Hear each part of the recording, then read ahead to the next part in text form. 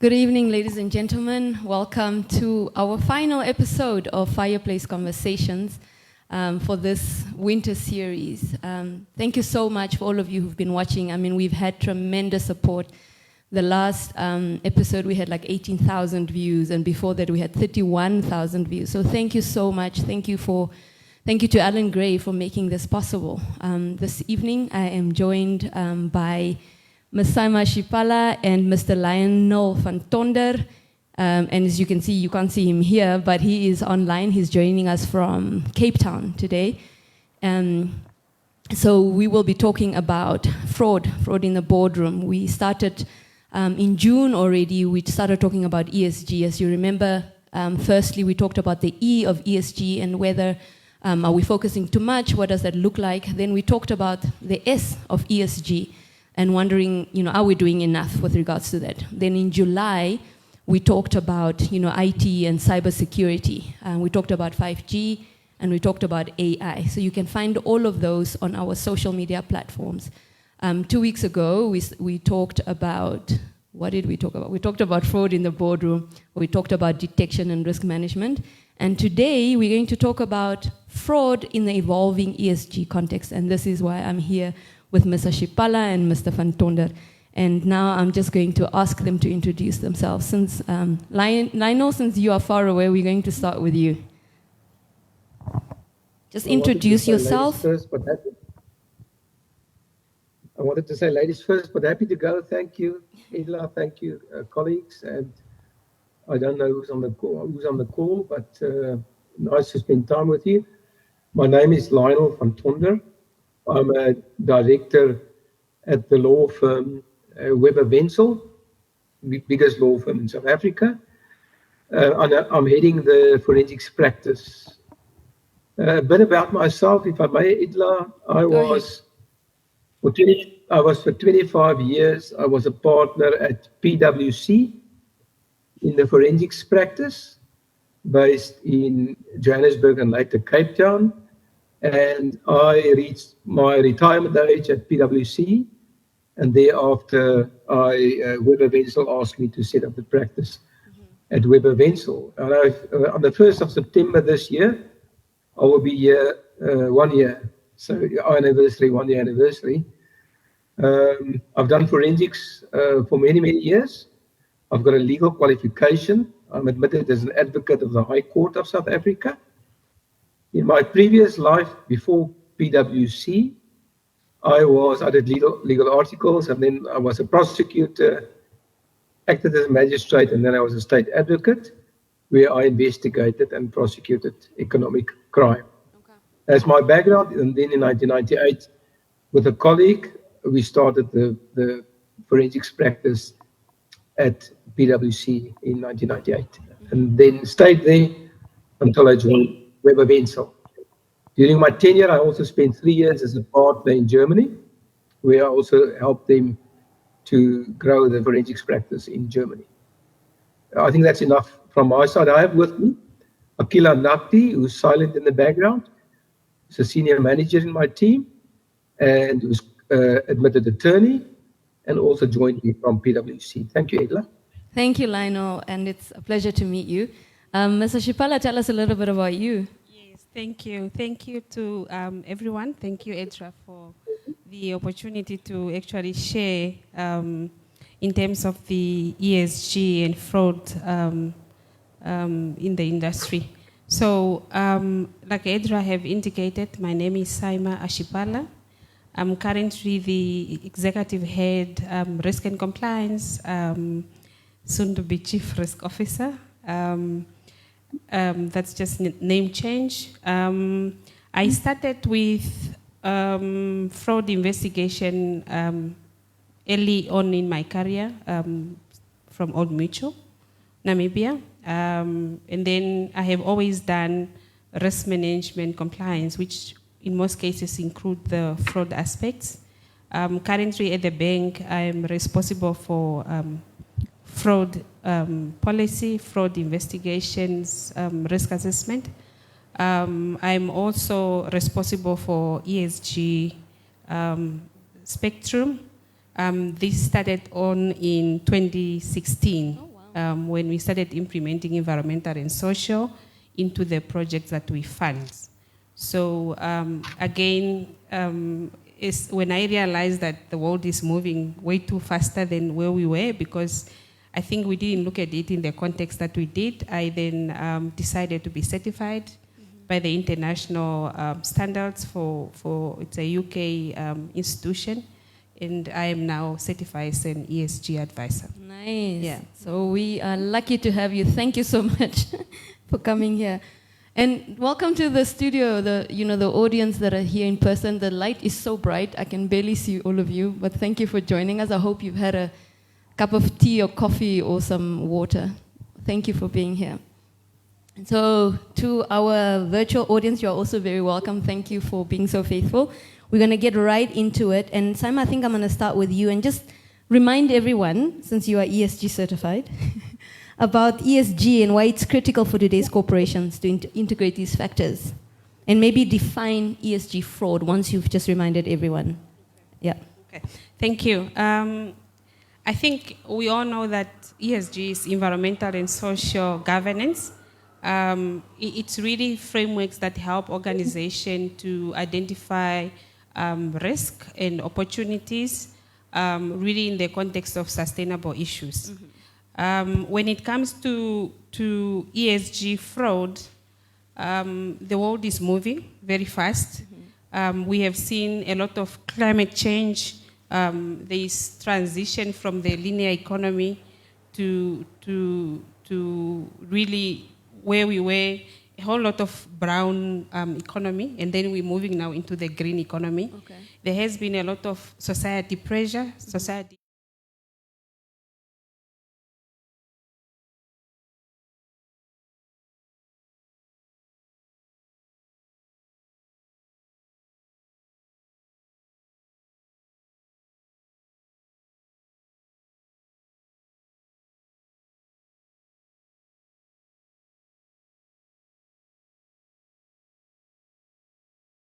Holders of businesses, they are now demanding to say, instead of just putting in capital into the economy,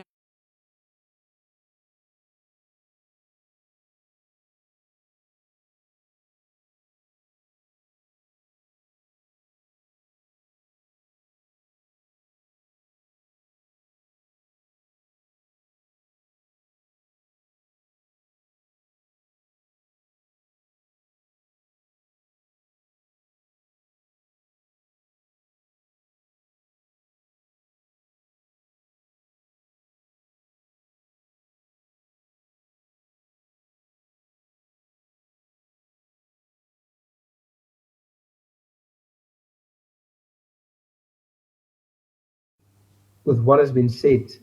And I think the ESG fraud term is fairly new in the business we're in, but I think it's always been there. There's just a larger focus on the ESG complement of it.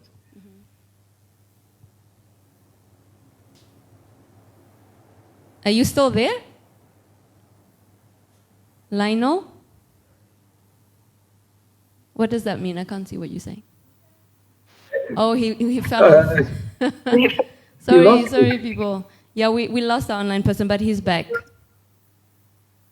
Technology. Can I continue? So I wanted to say, I don't know where I dropped off, but what I've seen in the space is that if you look at Generation Z, those are the youngsters being born, I think, from 98 to 2012. The youngsters got another lens on how they perceive the world, especially in business as well. So the questions are asked: do you comply with social sustainability? Do you comply with environmental sustainability? And also from a governance perspective. So those questions are raised, and that caused the new so-called ESG fraud, which as a result of this increased attention being paid to consumers, by consumers and investors, to environmental governance and social issues, they need to make misrepresentations about that if you don't comply, arose. Mm-hmm. And that's why I think it's been on our radar in the last couple of years. So can I share a couple of examples Yeah, of that's what I would like. Yes, fraud please. in the spaces? Yeah. Yes, please do. So in the environmental area of fraud, what we've seen is, for example, simple examples, I keep it simple, is Carbon credits. when there's a harvesting a mixture of valid and illicit goods, you declare all the goods are valid in order to generate additional profit or to make the sale. Because if you if you if you declare that part of the harvesting is illicit, you're going to lose your customers. Right. So that is as simple as it gets. The other thing that we've seen that, and it's not new as well, is where environmental standards are being falsified and the tests are rigged to claim adherence to these standards. And one of these examples is the so-called Dieselgate matter. I don't know whether this has been discussed. You must stop me if it was. No. The Dieselgate scandal, I think it was in 2019, the late 20s, where Volkswagen, the car manufacturer, misrepresented on their emission percentages, right? In order to satisfy the regulators that they can sell these cars because it's below the emission standards. And then they were caught out on that. Wow. And as a result, there were a lot of actions.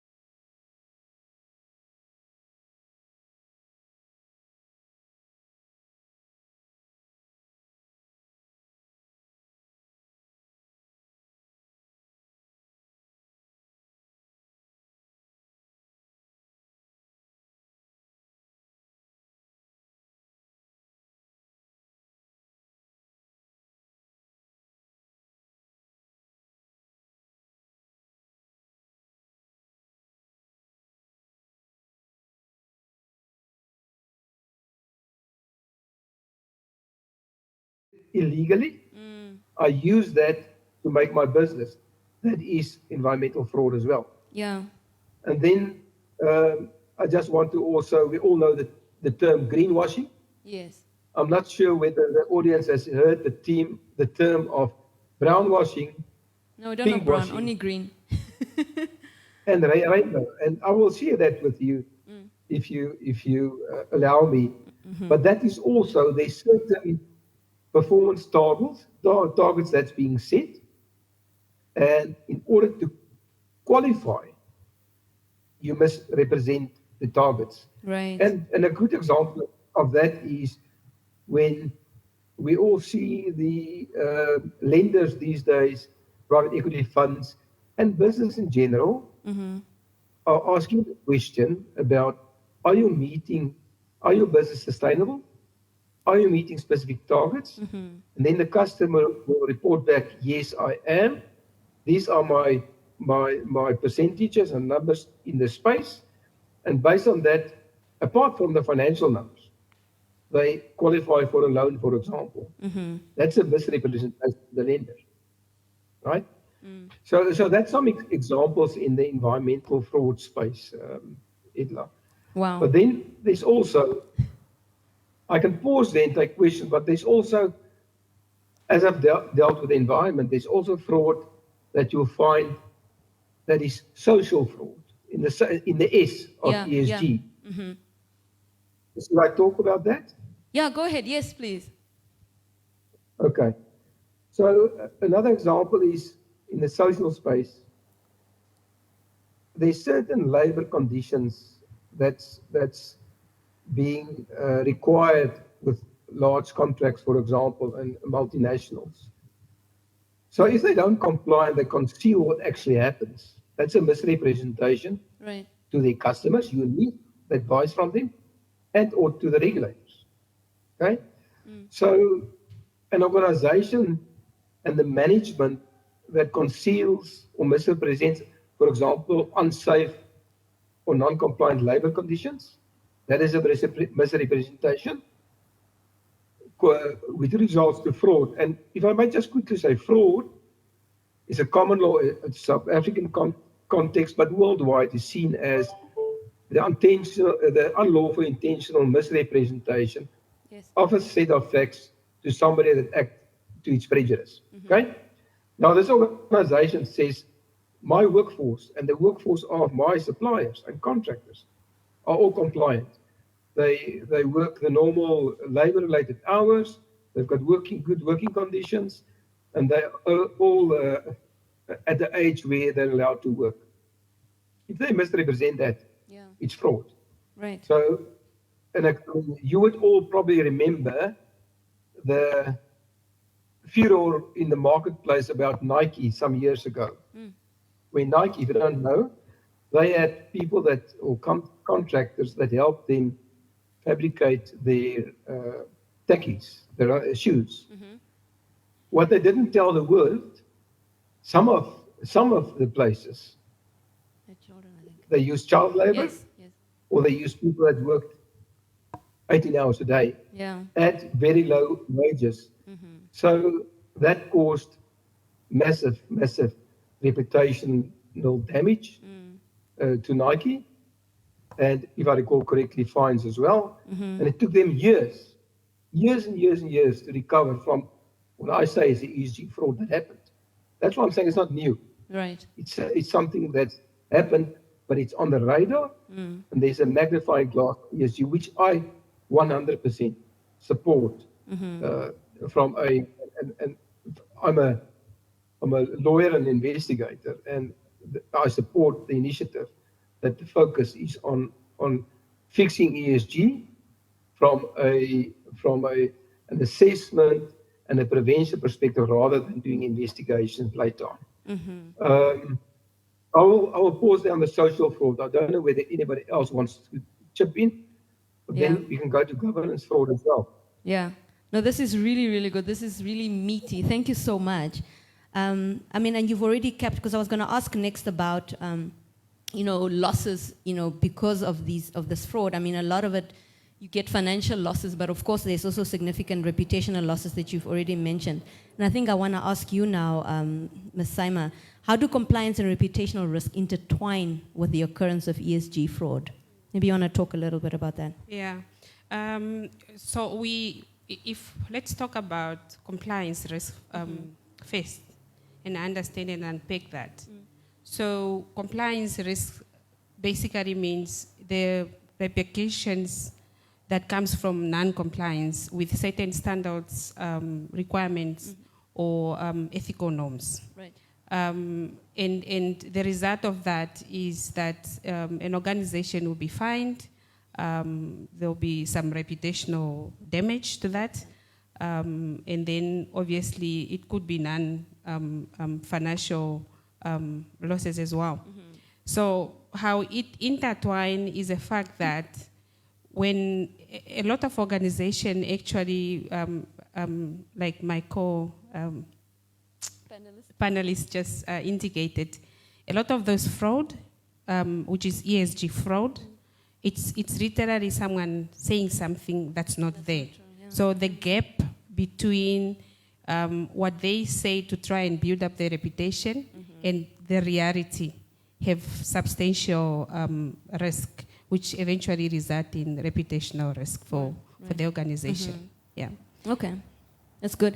And then maybe just while we're with you as well, because there's a report that was produced with Grant Thornton and the Association of Certified Fraud Examiners, and they talked about fraud, especially in the evolving ESG environment. And then, so can you maybe discuss from that perspective? Are we all right?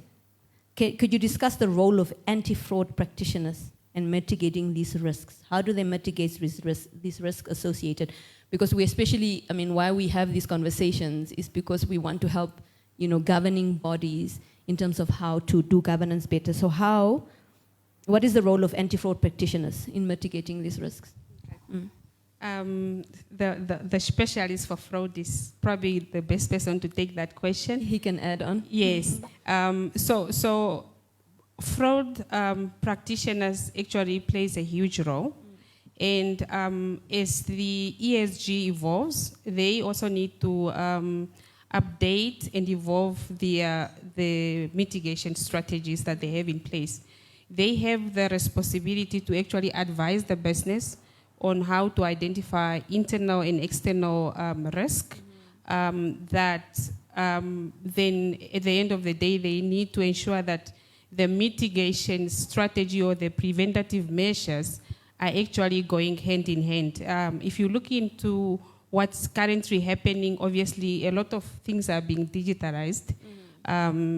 You also see that the move in terms of how things are being done, if the fraud professional don't move and update their mitigation measures or their risk assessment methodology, they will not be able to actually pick up some of these frauds into the system, because it's really about data and reporting. Right, 100%. So yeah. Yeah. Lionel, do you want to add to that maybe in terms of, what are some of these mitigation strategies, please? Sure. Yeah, thank you. And correctly referred to the external and internal signs of ESG fraud. So I think it's important to know that there's an internal bad actor and there's an external bad actor with most frauds, but specifically in the ESG space. Right. The space. So on the internal side of ESG fraud, that is when management of a corporation or employees, of course, commit this fraud. For example, it will involve activities where there's intentional acts to deceive consumers, clients, whether report false or misleading ESG information, like Volkswagen did with emissions. That's the internal generated fraud. And often this happens because of a lack of supervisory oversight and accountability, Right. or a lack of focus in the area. And so that's a bit of the internal side. If you look at the external side, and I used an example as well as, and I'll talk about that, is where parties outside of the organization, they misrepresent to the organization, pertaining to their, as a vendor, Okay. pertaining to them in the supply chain, value chain, for example, where I, as an actor company, Did he fall off again? Oh my word. Okay, we'll get back to that. Maybe we want to give some of the people in the audience. Do you have questions so far? Are there any questions from the audience? No? Sama, do you want to maybe answer? Oh, you already answered that. Are they back? I'm back. Okay, back and better than ever. Can you hear? Yes. Can you hear me? Yes, we can. Please continue. Sorry about Yeah. this. So I said I just wanted to highlight internal, external Yes. or actors in ESG fraud. Why that's relevant, and I made the point of having knowledge about this space. Because if you don't have knowledge about the space at the top of an organization, you won't do the right thing. And you ask about mitigating and preventing ESG fraud from occurring in an organization. So from a fraud prevention strategy perspective, the COSO framework is well known. And that's been adapted to the COSO framework for ESG fraud prevention. And it talks about what are the principles that needs to be applied in an organization. And just high level, and we can go into the details should you want to. An organization needs to have a fraud risk governance strategy. Right. Dealing with fraud risk governance, okay?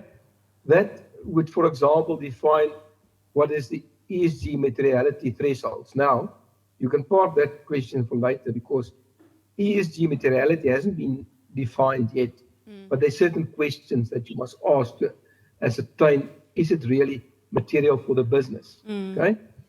Then you have to, as part of the fraud risk governance, you have to have the right tone at the top. This is not new. Right. Any fraud prevention strategy needs to have the right tone at the top, okay? 100%. So if you have to incorporate that in the bigger picture of the organization, then apart from fraud risk governance framework, there need to be a fraud risk assessment that is being conducted, specifically focusing on ESG. I'll just be brief on these. Apart from the fraud risk, and that's an assessment.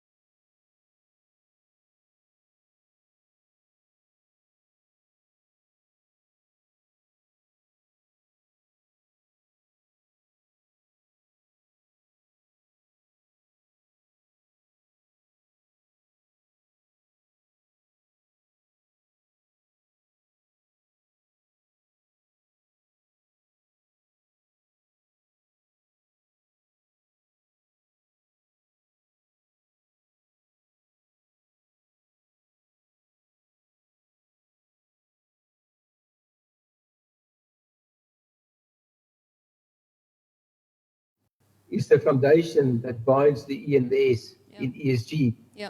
So you have to have a proper governance process. You have to have the correct tone at the top. when you implement the strategy. And what is important is a question that I will ask the board and that will be asked of them from their stakeholders is, what will the stakeholder do if they are aware of the correct facts? If they're And aware that of talks what? to the, Say that again. If they're aware of of what? the correct facts pertaining to a scenario. In other words, representing the emissions, for example, in the Dieselgate scandal. What will the stakeholders do? In that case, the stakeholders were not happy and they brought the various applications. So that's important to know. And I spoke earlier about the materiality of it. Like if you look at financial statements, materiality is defined in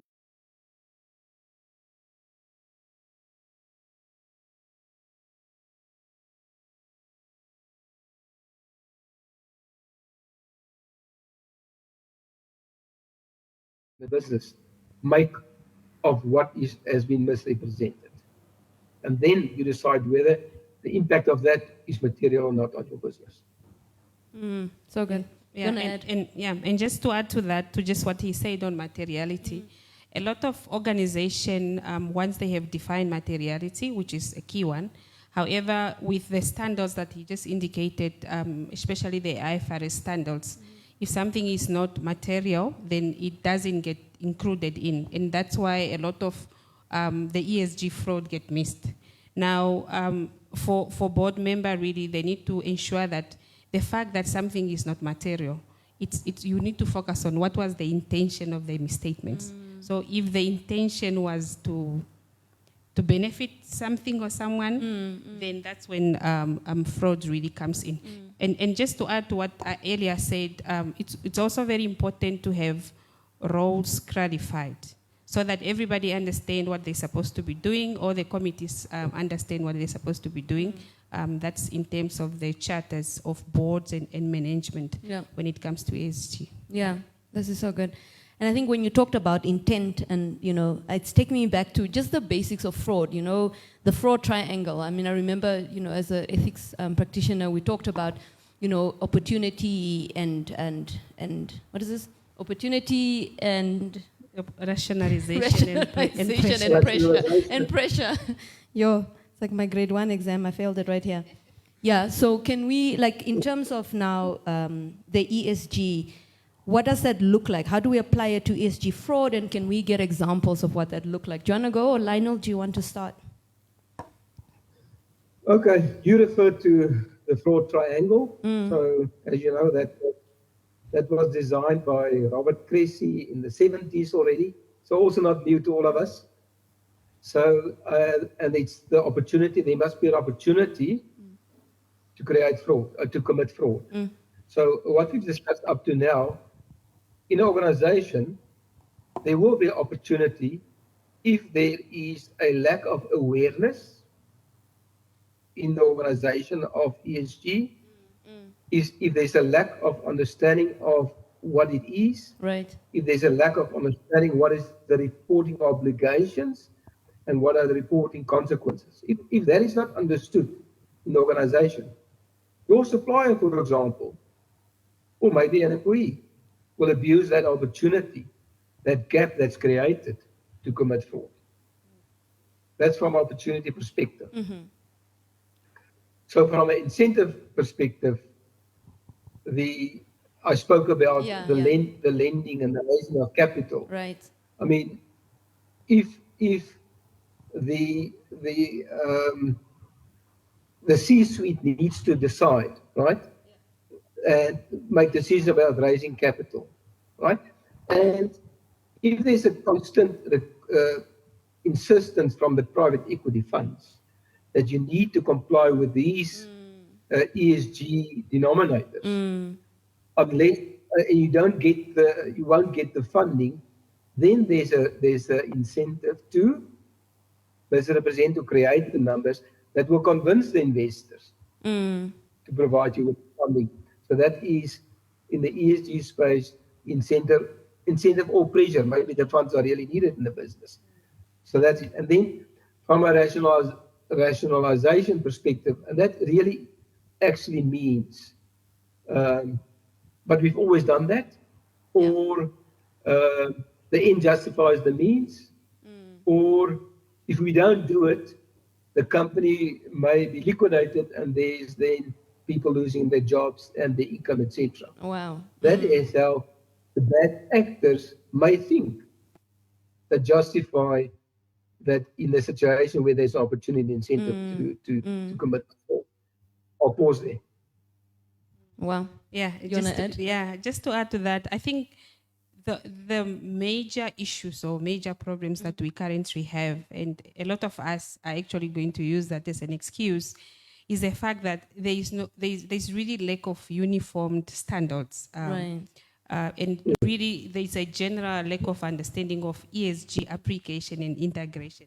Now, what happened with that is that there is a couple of standards. There's I think there's about 3 standards for ESG sustainable reporting, but they are not regulated. So there's no one who says this is the one that you must use. Okay. So every organization choose which standard they want to follow. And that at the end of the day really brings the variations between how entities integrate or interpret or report on the sustainable issues.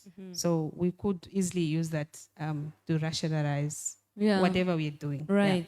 Because I was going to ask about that, like what unique opportunities does the current regulatory and reporting landscape provide for fraudulent activities? Yeah. So I think with the current environment and everything that's happening, the regulators and businesses can now come together and really try and enforce some of those regulations. As an example, for now, we are all aware that in Namibia, I think it was in Ochivarongo, where the government have appointed a judge specifically for environmental crimes. So that for me is a good start.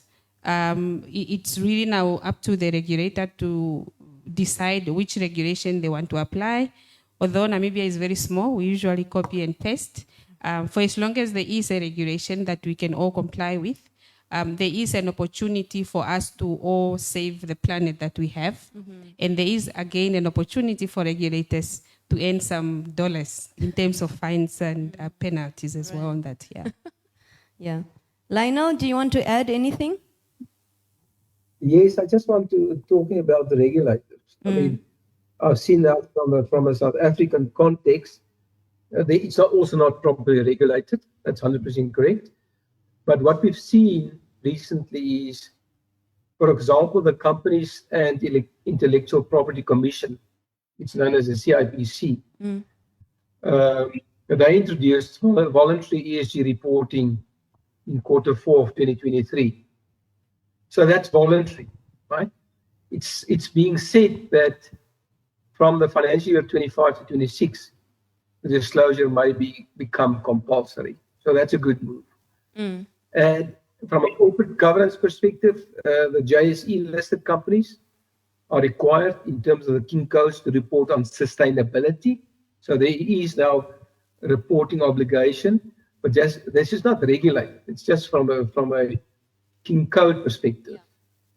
And then the FSCA, the Financial Sector Conduct Authority of South Africa, as part of the Reserve Bank, has issued a statement on sustainable finance and work, a program of work. So no mandatory obligations, but I think it's moving towards that. And I think all the regulators are moving towards making it compulsory. And you'll remember something totally off topic is the whole saga of Bitcoin not being regulated. Right? I don't know whether on your platforms you spoke about Bitcoin. Out of the big Bitcoin investigation, but Bitcoin over the years are now being regulated by the central banks.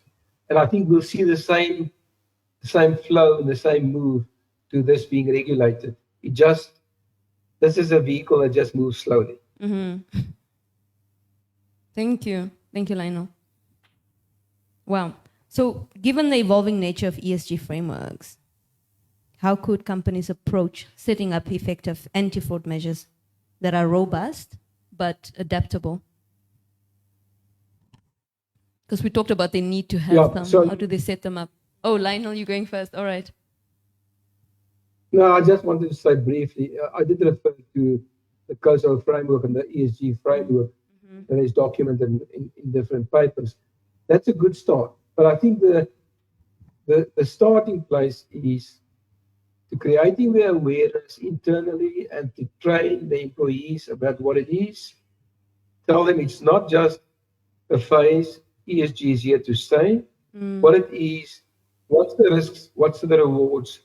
Once that awareness is there, you get your different structures in terms of the framework that I explained in place, and then you have to have this allocated to a C-suite person that takes responsibility, something like a compliance officer or a chief risk officer. Somebody like with that responsibility to really drive it and to have a direct reporting line to the board. Right. That's my view. Thank you, Lionel. Just to add to that, obviously we have talked about that the framework should be in place. So if you look at the integrated reporting, right, the way it's done, it really provides rooms for ESG reporting, ESG transparency and accountability. So it's not really too late to start for organizations that haven't started. And then you do have rooms to keep improving and updating your reporting standards and methodology, enhance the controls within an organization, and really making sure that you establish capability to mitigate ESG risk, or rather fraud-related risk. And very important, I think, in my experience currently, what we are going through is really data that's not real time. Exactly. So we need to digitalize our processes, digitalize our reporting tools to actually be able to have real time data, because that's the biggest challenge. Yeah. Yeah. I think it kind of answers some of the question that I wanted to ask next about just how corporate governance plays a role in fostering an environment where ESG fraud is less likely to occur. I mean, it goes back, I think, to the opportunity in the fraud triangle. Yes. So, yes, yeah, and really just furthermore, in terms of corporate governance, transparency and holding people accountable is key. I mean, if you are now starting to report on things that doesn't exist, you are causing a huge reputational risk to the entity, and you need to be held accountable. I think that's very important when it comes to corporate governance. 100%, yeah. Lionel, do you want to add to that? Yeah. No, just to say that I fully agree, accountability is key. Yeah. So it's an awareness and accountability, and I mean data, and the state of data is always important, because that's the only way you can get to a finding is if you have the correct data. If it's outdated, it's difficult to react to that. Yeah. Yeah, and I mean data and governance is one of the principles of the ISO 37000, which is your international standards for governing organizations as well. That data and decisions is really, really key. So it's really, really important. Data is like gold organizations. So, I mean, I'm about to wrap up and ask my final questions, and I just want to ask this very quiet audience in here whether there are any questions or comments or anything. I mean, besides the fact that I can't really see most of you. And maybe, Kuveri, if there are any online, any of our virtual audience that are asking questions. Is that I can't see you. Okay. Audience? Comments, questions, examples, thoughts?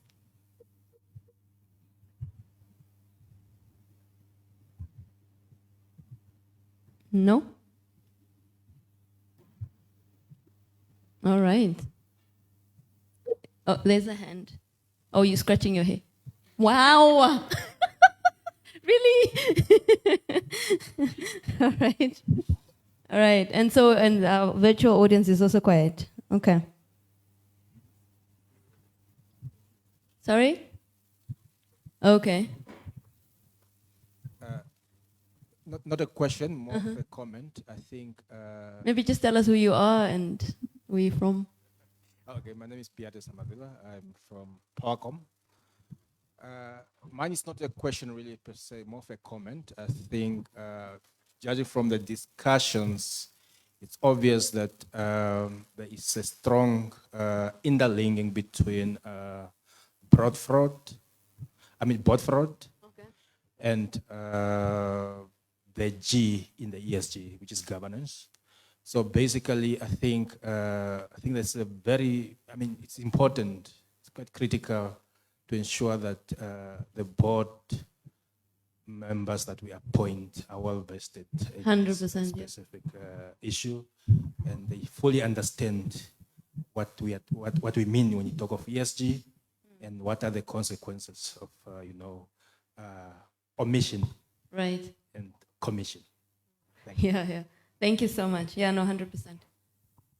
Anyone? Did that comment spark any other comments or questions? No? All right. So as we wrap up, maybe just looking ahead, what future trends do you anticipate in ESG reporting and fraud prevention? Sama, do you want to go first? I think that there is, what we foresee in the future, there is high demand for transparency. We're seeing that we'll be required now to be certified. We'll be required to have a license to operate in the future. So the same way we do the credit rating, it's probably going to be the same for ESG rating. The cost of ESG implementation is real. It's not cheap. It doesn't fall from heaven. So some money needs to be spent there. And then really enabling organization to monitor that requires that you have to digitalize your business operations. And then I also see that in most cases, we're going to be asked to demonstrate the license to operate, specifically the social license that will be demanded. And because now, like I indicate,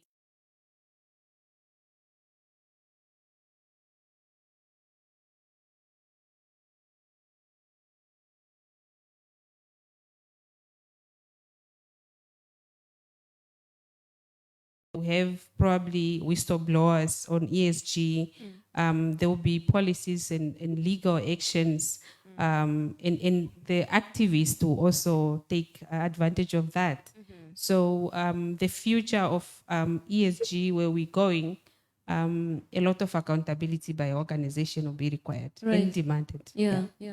Lionel, do you want to add to that, please? Yeah, thank you. So I think in future, if we can go forward in time, we'll find that it will be regulated.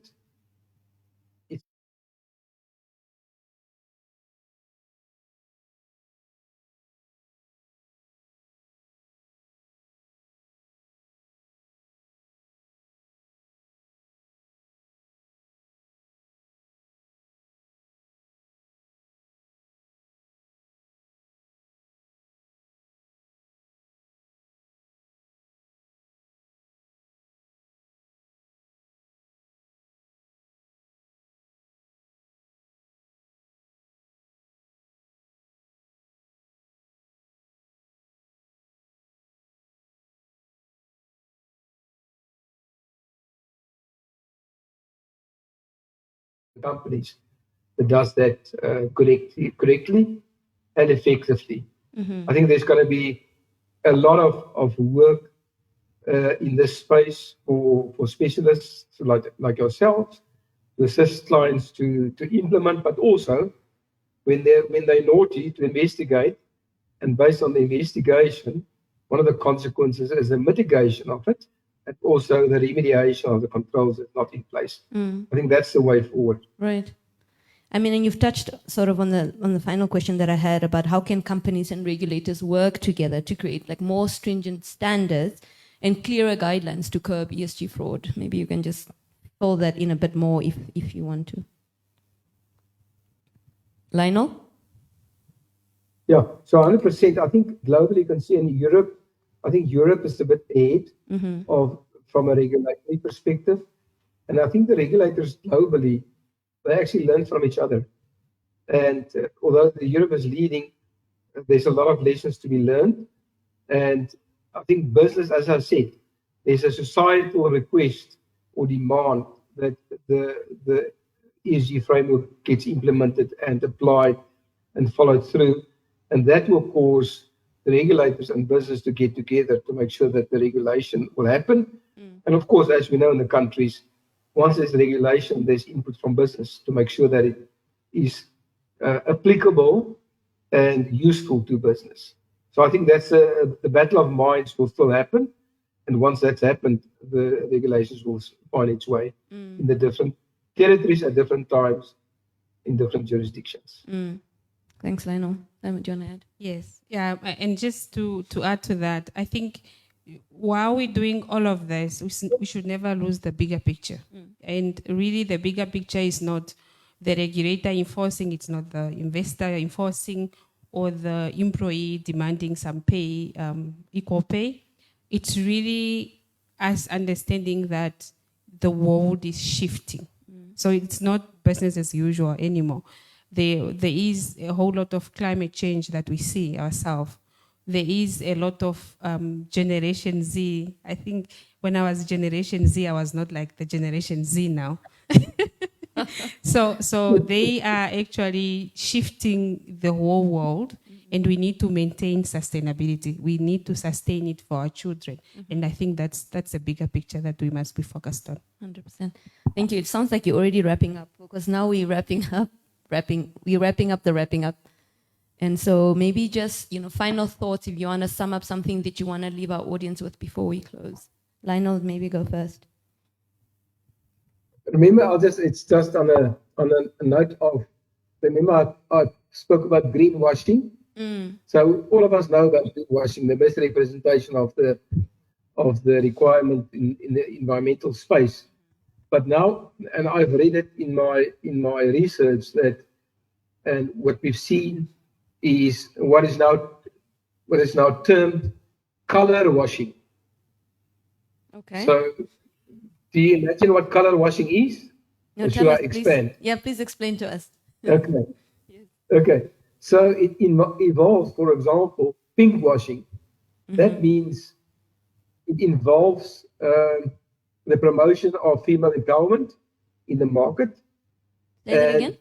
It requires certain activities around that, and the organization is misrepresenting on that requirements to get the benefit.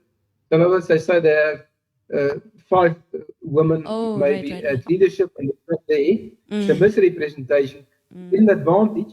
That's called pink washing. Right. And you have the same in South Africa and in other countries where there's a specific requirement for business to be supportive of black, brown, and people of color, known as a BIPOC, where it should be implemented. Companies present that they've implemented a strategy empowering that. Where it doesn't happen, that's called so-called brown washing. Wow. And then we have the latest one is the so-called requirement of movements appearing to be supportive of the LGBTQ movement. There's misrepresentation about that, and that's called rainbow washing. All of this is known as color washing, but it all is misrepresenting something to the prejudice of others. Yeah. All right. If you didn't notice, I hope you find it interesting. Okay. Are those your final thoughts? You're wrapping up. My final thoughts on ESG is the board needs to always ask itself what the stakeholders comment and the reaction will be to the activities in this space. Right. If it's good, they've complied. If it's questionable, then they need to really relook at their policies and procedures in place. Thank you. Thank you, Lionel. Sama, your final thoughts, please. Yes. I think for me, very key that I have learned over the the period. We are currently in the process, if I say we, it's the bank of being accredited by the GCF fund. That's funding for climate change. However, what I have learned there is that if you don't have it, be honest. If you don't have diversity, be honest and say, I don't have diversity and this is my plan. Right. If you don't monitor the environmental and social risk, just say it and give the plan, because the fraud investigator is going to come after you. However, what I actually wanted to say on the final thoughts really is to say businesses need to recognize that reputational risk and ESG fraud risk is like walking on eggshell. And very important, it's a quote that I take from Benjamin Franklin, who says, it takes many good deeds to build a good reputation. And it only takes one bad one. You could be the best 100%. one, but just one small mistake, especially on ESG. You're done. 100%, yeah. Thank you. Thank you so much. Wasn't this an amazing panel? Thank you so much, everyone, and thank you for your attention and your audience. Yeah, we have come to the end of our episode and the end of our series this year. We really thank you so much to all our members who've supported us, and thank you to Alan Gray who made this possible. And please, you can watch it on our social media platforms. This will be downloaded on YouTube by tomorrow, but you can also watch it on the Namibian and our own page as well. Please watch the spaces as well, also on LinkedIn, with regards to our dates for our AGM, which is soon coming up, and our conference. We have had to move our conference, but we will update you on that soon. But thank you once again, and thank you for being with us tonight. Good night. Thank you. Good night.